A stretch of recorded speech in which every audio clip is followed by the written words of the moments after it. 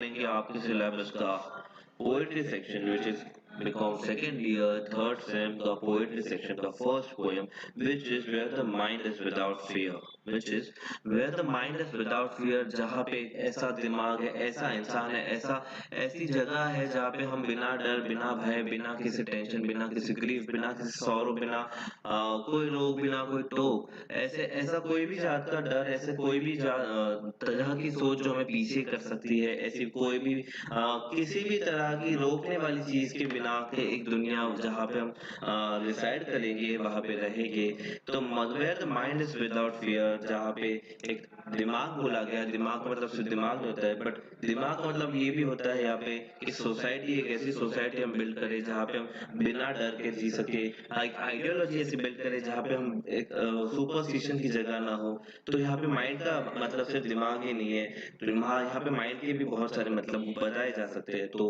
Where the mind is without fear this poem is written by Shri Rabindranath Tagore ji अभी वो कौन है उनके बारे में कौन नहीं जानता है still we will read something about the story ये जो पोयम है उनमें इन्होंने क्या बताने की हमें कोशिश की है we'll read it out तो let's begin. The poem Where the Mind is Without Fear is an extract from Tagore's Gitanjali. Tagore ji के द्वारा लिखी गई गीतांजलि में से ये एक छोटा सा एक्सट्रैक्ट है. By the way, in this lecture, we gonna cover two poems of the syllabus. Poem number one, poetry number one, and the poetry number two. दो पोएम है इस लेक्चर के अंदर तो टिके रहिए क्योंकि दोनों बहुत छोटी छोटी पोएम है तो साथ में बैठे रहिए मेरे. तो चलो देखो वापस से the poem with the mind is without fear is an extract from Tagore's Gitanjali. Tagore की जो गीतांजलि थी उसमें से एक्सट्रैक्ट लिया गया है. Return before India independence from British rule. It is a prayer to God and a statement of hope in which he envisions a new, free, awakened India with its head held high with self-confidence and dignity. ये poem तब लिखी गई थी जब India अभी freedom के लिए तरस रहा था फ्रीडम पा रहा था उसे पता है कि अब उसे फ्रीडम मिलेगा. जब उनके साथ ब्रिटिशर्स के साथ कॉन्फ्लिक्ट चल रहे थे ब्रिटिशर्स के साथ जो तनाव चल रहे थे एक इंडिपेंडेंस मूवमेंट जो चल रहा था तब ये पोएम लिखी गई थी. तो यहाँ पे वो बता रहे कि एक वो ऐसा इंडिया देखना चाहते वो एक ऐसा इंडिया सपनों का इंडिया ऐसा देखना चाहते हैं कि जिसमें the India is new, the India is free, the India is awakened, India जाग चुका है जागृत हो चुका है जहाँ पे उसका सर ऊंचा है जहाँ पे उसका सर गर्व से ऊंचा है with high esteem and self confidence and dignity जहाँ पे उसका कॉन्फिडेंस बहुत हाई है उसकी वैल्यूज बहुत हाई है उसकी डिग्निटी बहुत हाई है. ऐसा सपनों का इंडिया टैगोर जी बताते हैं मैं देखना चाहता हूँ. He prays for a dreams and of a country where all his fellow countrymen have access to education. वो ऐसा इंडिया देखना चाहते हैं जहाँ पे उसके सारे कंट्रीमैन फेलो कंट्रीमैन बने माने हर जो कंट्री में रह रहा है उसके पास एजुकेशन का एक्सेस है एंड स्टैंड यूनाइटेड विदाउट लेटिंग पेटी डिफरेंसेस डिवाइड देम. मतलब कोई भी भेदभाव कोई भी छोटे मोटे ऐसे कारण रीजन कोई भी इश्यूज कोई भी डिफरेंसेस ऐसे उनके बीच में ना आए और वो हर बार एक एज अ कंट्री एक आपसी एकता के साथ में हमेशा साथ में बने रहे ऐसा वो इंडिया वहां पे देखना चाहते हैं. ऐसा सपनों का इंडिया हमारे रविंद्रनाथ जी टैगोर हमें बताना चाहते हैं कि ऐसा तुम बनो ऐसे इंडिया को तुम बनाओ. It should be a nation where truth, reason and hard work prevail so that his countrymen are led forward. वो बताते हैं कि उसका एक ऐसा नेशन हो उनकी एक ऐसी ये इंडिया उनका ऐसा हो जहाँ पे ट्रुथ हो जहाँ पे रीजन हो हार्ड वर्क हो. रीजन मतलब यहाँ पे कोई भी चीज बिना ऐसे रीजन के नहीं की जा रही है वहाँ पे रीजन होना चाहिए वैलिड रीजन होना चाहिए. वैलिड रीजन से यहाँ पे ऐसा मतलब है कि जो पुराने रीति रिवाज है पुराने सुपरस्टिशन है अंधविश्वास वाली बातें हैं ऐसी बातों पे इंडिया भरोसा विश्वास ना करके आगे बढ़ रहा है बहुत मेहनत से आगे बढ़ रहा है और उसके कंट्रीमैन उसे आगे बढ़ाने में उनकी मदद कर रहे हैं कंट्री की मदद कर रहे हैं. Let forward into ever widening thought and action. हमेशा खुले दिमाग खुले विचार खुले एक्शंस के साथ में हम हमारे एक्शंस परफॉर्म करते रहेंगे हम हमारी ड्यूटीज परफॉर्म करेंगे. ऐसा इंडिया वो एनविसाज करते हैं वो सोचते हैं वो बताते हैं कि ऐसा इंडिया मेरे सपनों का इंडिया ऐसा होना चाहिए ऐसा इंडिया जल्दी से जल्दी बन जाए, यहाँ पे हमें बता रहे हैं इस पोयम में, the wisdom that this poem offers is pertinent for each individual as it is for a country. The wisdom that this poem offers is pertinent for each individual as it is for a country. यहाँ पे बताते हैं कि ये सारी चीजें उतनी ही important है, ऐसी देखी जाए कि हम एज अ कंट्री एक है, ना कि हम अलग अलग है. तो ये था ओवरऑल ग्लिम्स का, ओवरऑल ऊपर ऊपर ऊपर से कि हाँ पोयम इस बारे में है. तो आपको एक थोड़ा सा अंदाजा आया कि पोयम में हमको पोएट क्या बताना चाह रहे हैं. So we will read very short poem, not a very big one. So we will read it. तो चलो चालू करते हैं. Where the mind is without fear, एक ऐसा माइंड जो जिसमें डर नहीं है, जिसमें भय नहीं है, जिसमें कोई चीज हमें रोक सके, ऐसा ऐसा कोई भी दिमाग में थॉट प्रोसेस नहीं है. But the mind is without fear and the head is held high.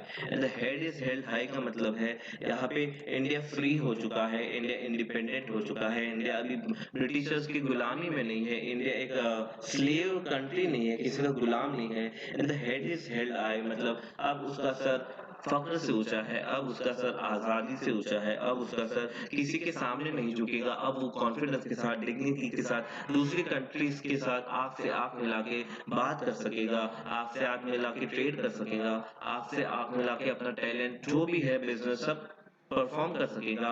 India अब फ्री हो चुका है, एक ऐसा इंडिया जहाँ पे डर नहीं है, जहाँ पे भय नहीं है, जहाँ पे रोक नहीं है, जहाँ पे टोक नहीं है, कि किसी की गुलामी नहीं है, और अब इंडिया फ्री हो चुका है. And the head is held high मतलब इंडिया का सर एक गर्व से ऊंचा है, इंडिया का सर गर्व से सामने ऊपर उठ के देख रहा है. With the knowledge is free, वो आगे बताते हैं जहाँ पे नॉलेज फ्री हो, मैं इंडिया ऐसा देखना चाहता हूँ.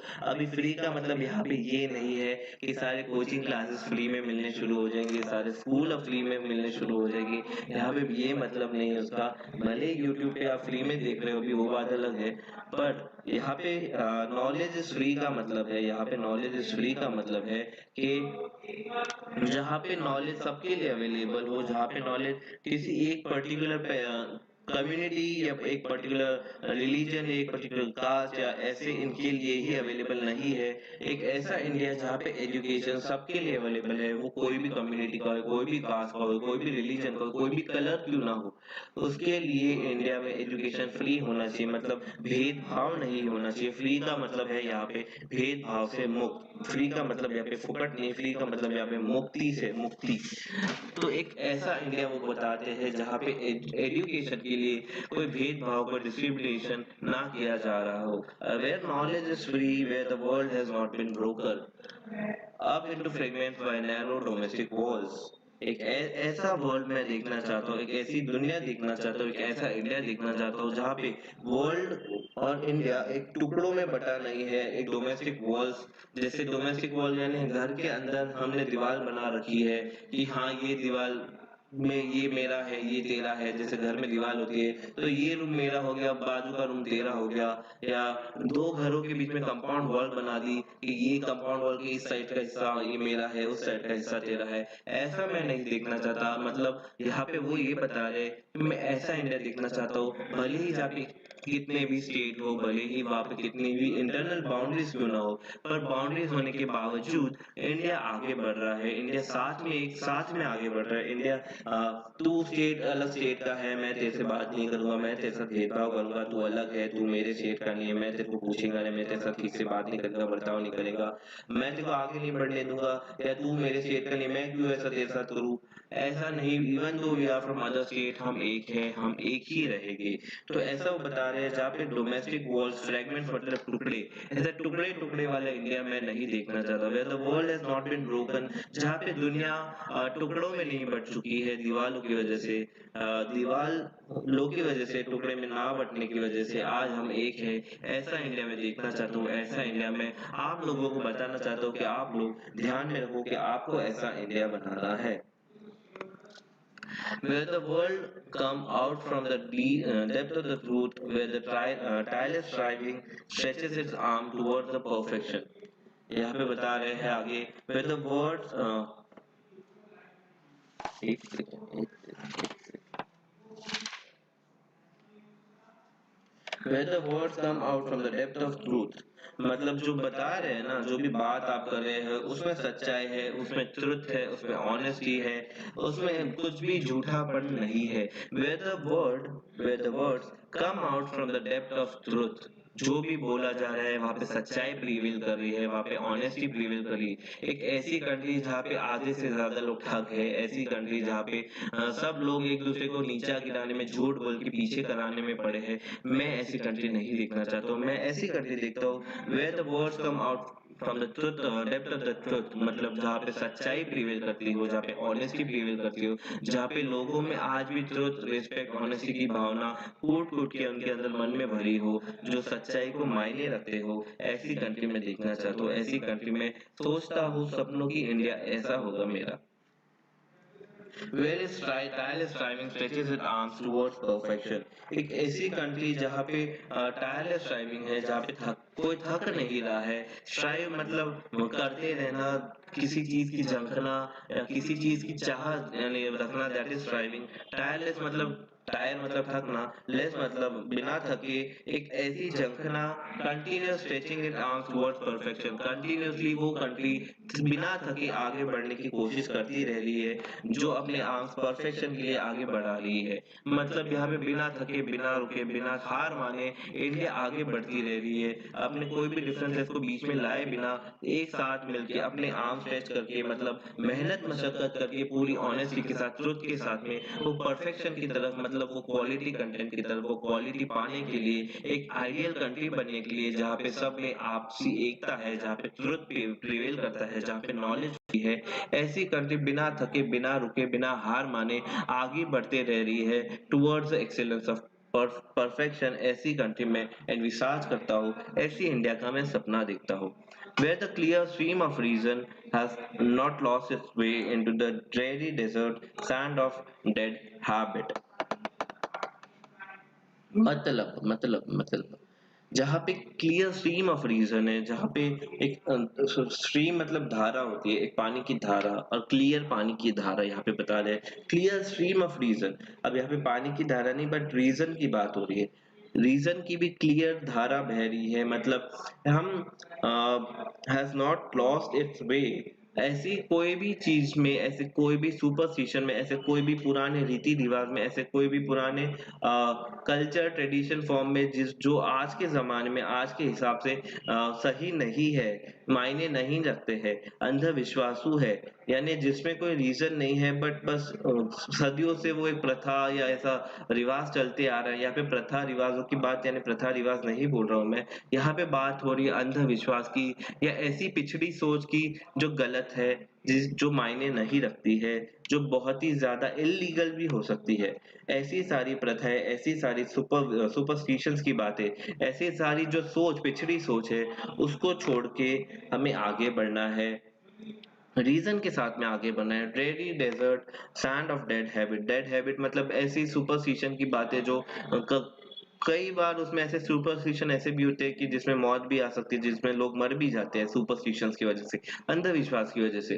तो ऐसी खराब आदतों को हमें वो डेजर्ट में छोड़ के आना है, वैसे बंजर जमीन पे छोड़ के आना है, मतलब उसे छोड़ देना है। और हमें क्लियर स्ट्रीम ऑफ रीजन, मतलब एक क्लियर, जो बहुत प्योर, जिसमें कोई उल्टी सीधी बातें नहीं है, ऐसी एक क्लियर धारा, क्लियर स्ट्रीम के तहत, क्लियर रीजनिंग के तहत हमें सोच के आगे बढ़ना है, अपने आप को आगे बढ़ाना है। सुपरस्टिशंस को, पिछली सोच को हमें पीछे छोड़ना है।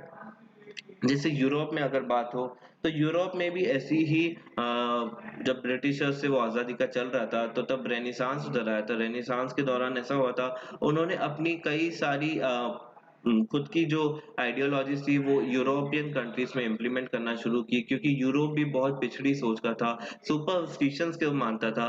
तो जब रेनेसांस आया, तो धीरे धीरे उन्होंने पिछड़ी सोच, वो सुपरस्टिशंस को यानी छोड़ा, और नई सोच को, नए कल्चर को, जिसमें रीजनिंग क्लियर हो, उसमें उन्होंने अपनाया। और आज आप देखो यूरोप कितना आगे है, और आज भी इंडिया में ये बात नहीं है, आज भी हम कई सारे सुपरस्टिशंस को फॉलो करते हैं।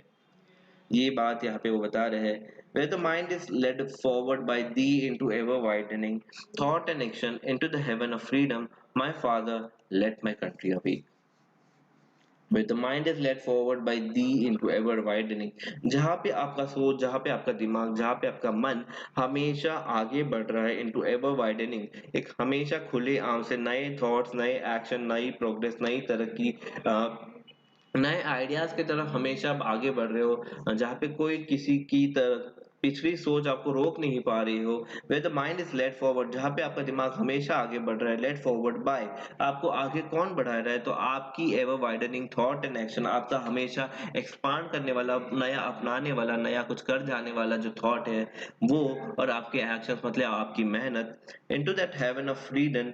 और इस तरीके से एक हेवन ऑफ फ्रीडम मतलब एक स्वर्ग हो, फ्रीडम का स्वर्ग हो, जहाँ पे किसी को रोक टोक ना हो, जहाँ पे किसी के साथ भेदभाव ना हो, जहाँ किसी के साथ डिस्क्रिमिनेशन ना हो, जहाँ सब एक साथ आपसी मिलके, इन शॉर्ट ओवरऑल यहाँ पे वो पेट्रियोटिज्म की बात बता रहे हैं कि ओवरऑल एक इंडिया ऐसा होना चाहिए जहाँ पे ऐसी सोच, पिछड़ी सोच, गंदी सोच, सुपरस्टिशन वाली सोच, कलर, कास्ट, क्रीड, रिलीजन, इसके ऊपर से भेदभाव करने वाली सोच, जहाँ पे नॉलेज सबके लिए अवेलेबल हो, जहाँ पे तो आगे बढ़ने वाली चाह सब में हो, जहाँ पे यूनिटी की भावना सब में अंदर हो, जहाँ पे भाईचारे की भावना हो, ऐसे इंडिया, ऐसा फ्रीडम मैं देखना चाहता हूँ। Heaven, my father let my country awake, my father से यहाँ पे मतलब है हे भगवान, हे ईश्वर, हे परम पिता, हे ऊपर वाले, हे भगवान, यहाँ पे वो बता रहे my father let my country awake, ऐसी कंट्री, मेरी जो कंट्री है उसको ऐसी जागृत बना दे, उसे ऐसा उठा दे, लेट माय कंट्री अवेक, हे my father let my country awake, ऐसी इस तरीके से मैं कंट्री, इस तरीका का इंडिया मैं एनविसाज करता हूँ, मैं सोचता हूँ, मैं देखना चाहता हूँ, मैं देखता हूँ।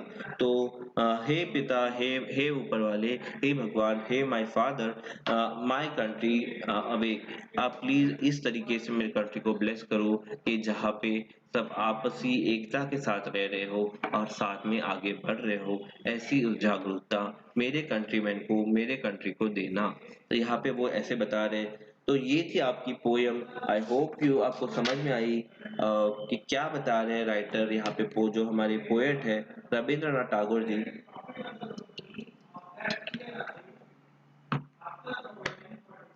What Rabindranath Tagore is trying to convey us via this poem, I hope you all are clear with it।